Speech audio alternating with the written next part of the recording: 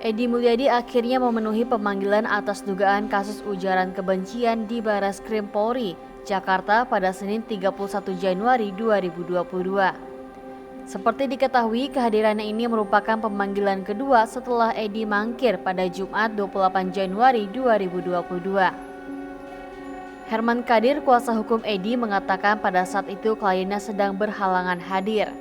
Di sisi lain, kuasa hukumnya juga menganggap pemanggilan sebelumnya dari kepolisian tidak sesuai prosedur KUHP atau cacat hukum.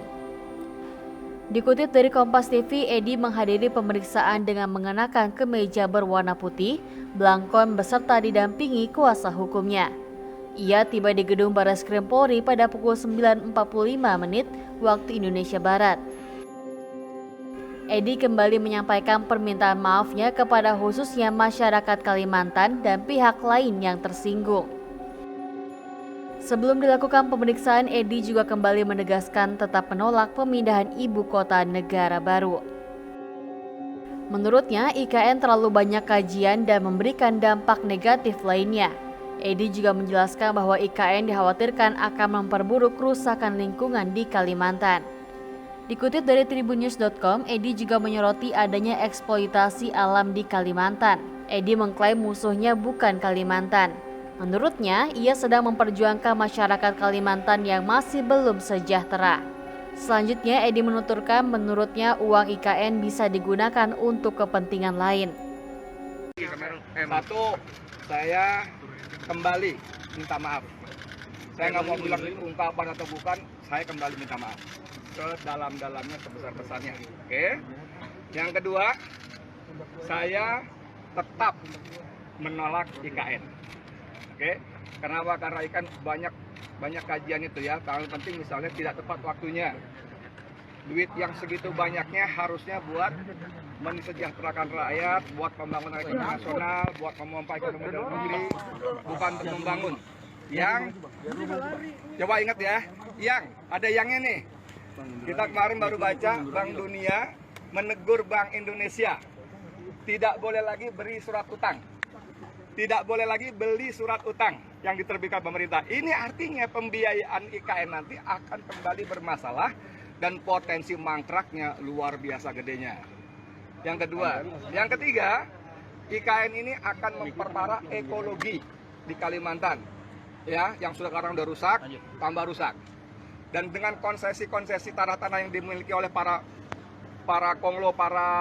oligarki itu, mereka nanti akan dapat kompensasi dari lahan-lahan yang mereka dapat, yang mereka punya.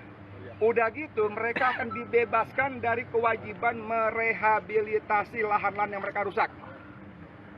Yang bekas galian tambang, yang anak-anak banyak yang tenggelam, ada 36 atau berapa itu angkanya ya. Dan yang ketiga, saya mohon maaf banget ya. Selama puluhan tahun Kalimantan itu dieksploitasi habis-habisan. Sudah berapa miliar ton tahu itu batu bara diangkut. Sudah berapa juta hektar tahu itu hutan-hutan ditebas, diangkut. Sudah berapa ribu atau juta hektar juga lahan-lahan milik adat dirampas. Ya. Gasnya belum macam-macamnya. Seharusnya dengan sumber daya alam yang sangat dahsyat itu dan dieksploitasi habis-habisan itu, mohon maaf lagi ya, seharusnya saudara-saudara saya, warga, masyarakat, penduduk Kalimantan jauh lebih sejahtera daripada kita di Jakarta, di Pulau Jawa ini.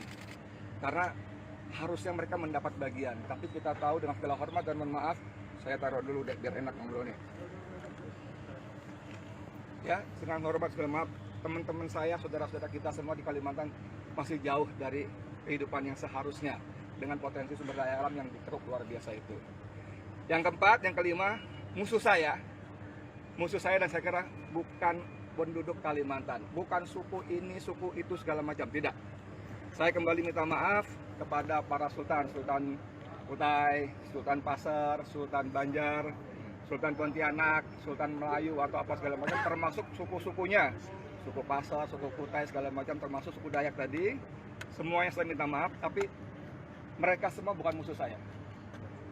Musuh saya dan musuh kita adalah ketidakadilan. Dan siapapun pelakunya yang hari-hari ini dilakonkan oleh para oligarki melalui tangan-tangan para pejabat publik kita. Oke? Cukup itu ya. Izin Pak, saya dari Kalimantan langsung. Siap. Ya, saya dari media sana.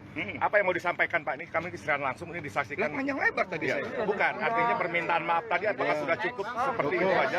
Kami mau sampai jam 10. Ya, tolong ya kami jam 10 nih. Karena bagi kami warga Balikpapan, warga Kalimantan, Persiapan saya bawa ini. Saya bawa pakaian karena saya sadar betul dan teman-teman saya yang luar biasa ini, para lawyer kita yang luar biasa ini sadar betul bahwa saya dibidik. Saya dibidik bukan karena ucapan tempat jin buang anak. Saya dibidik bukan karena macan yang mengeong. Tapi karena saya dibidik karena saya dikenal kritis. Saya mengkritisi RUU Omnibus Law. Saya mengkritisi RUU Minerba.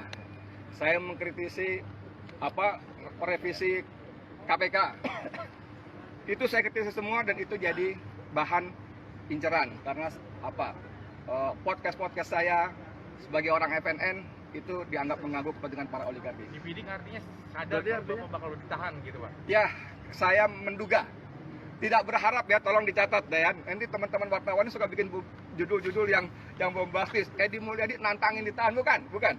Saya tidak berharap begitu, tentu saya tidak berharap, tapi saya menduga dan teman-teman lawyer saya yang luar biasa ini juga menduga akan ditahan karena tadi, tapi bukan karena dua hal tadi. Sejatinya, sesungguhnya ya, ini bobot politisnya jauh lebih besar daripada soal hukumnya. Gitu Bang ya? Iya. Oke? jadi Pemanggilannya ada peristiwa hukum yang dituliskan nggak? Terkait apa? Nah ini nih, beliau nih, kalau hukum ya. Di dalam BAP yang dalam pemanggilan yang baru sudah ada. Terkait apa Pak? Ya, Terkait yang ya. Menhan atau terkait yang Kalimantan tempat kasus jinggoan Kalimantan masalah tempat jinggoan anak? Iya, seperti itu. Kemarin kan sempat katanya Dewan Pers itu, tapi belum ada info dari Dewan Pers sudah. Nanti setelah BAP ini baru akan kita kirim surat ke Dewan Pers. Oke. Tergantung dari hasil BAP sekarang ini ya. Ini sebentar lagi dikit lagi ya. Soal pers itu tadi pagi saya baca di Republika kalau nggak salah. Itu lucu. Yang tulis Rusdi reporternya. Dia mewawancarai ketua PWI Kota Depok. Siapa? Rusdi juga. Jadi dia mewawancarai dirinya sendiri. Ya. Dan dia, waduh saya mau bilang apa ya, kasihan juga tuh anak ya. Dan redakturnya juga mestinya paham.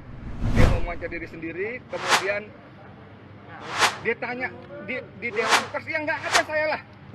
Ya, nggak ada.